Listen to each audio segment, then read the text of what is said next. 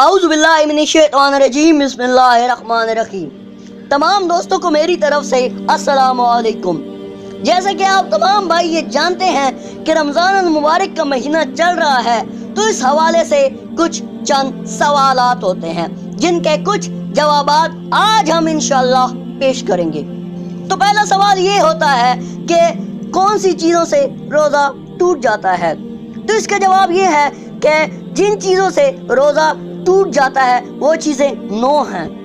Number 1 کھانا، number 2 پینا، number 3 جماعت یعنی میاں بیوی کا ہم بستری کرنا، نمبر 4 استمانہ یعنی منی خارج کرنا، نمبر 5 اللہ تعالیٰ اور رسول اللہ صلی اللہ علیہ وآلہ وسلم اور ائمہ معصومین علیہ السلام کی طرف کسی جھوٹی بات کی نسبت دینا، نمبر 6 گاڑے غبار یا دھوئیں کا حلق تک پہنچنا، نمبر 7 سحری کا ٹائم ختم ہونے کے بعد غسل جنابت یا حیض و نفاس کرنا، نمبر 8 قبض کی صورت میں کسی ایسی دوا کو ڈالنا جو لیکوڈ ہو، نمبر 9 جان بوجھ کر الٹی کرنا۔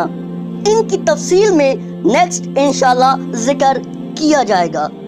سوال نمبر 2 کن لوگوں پر روزہ رکھنا واجب نہیں ہے؟ تو اس کا جواب یہ ہے کہ 4 قسم کے لوگوں پر روزہ رکھنا واجب نہیں ہے۔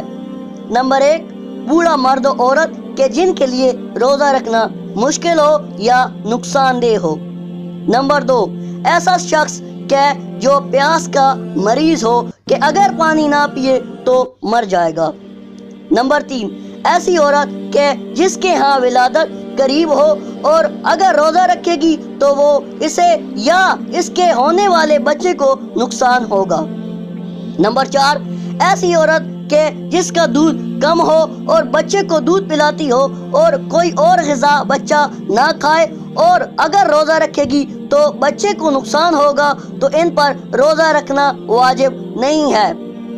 یہ کیا کریں گی اس کے بارے میں انشاءاللہ نیکسٹ ذکر کیا جائے گا۔ اور آخر میں یہ دعا ہے کہ اللہ رب العزت ہم سب کے اعمال کو قبول فرمائے، آمین۔